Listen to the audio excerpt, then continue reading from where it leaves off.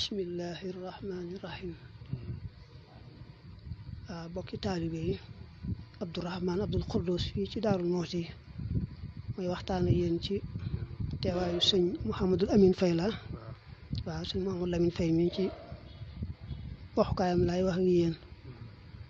ba leen leeral bu baax ne leen ko ngeen déggoon ñu wax naa Moustapha Bey la tudd te di wax ak yéen mel ne maay wax ak yéen nu nekk rek mu defe ko defin woo xam ne daal moom am naa ci lu ma metti lool. xam naa yàllaa ko niit rek waaye sant yàlla ndax yàlla lu niit rek mu feeñ waaye na leen wóor ni daal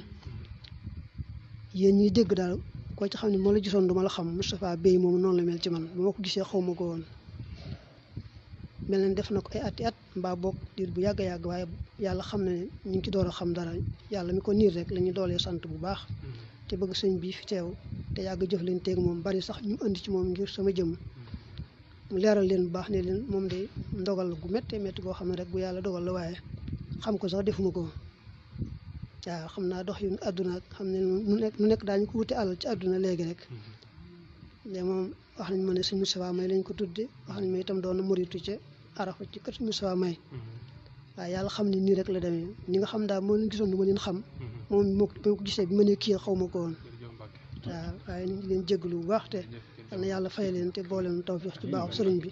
te ku ko dégg rek mu jot li ko mbokk taal bi ci des waaw koy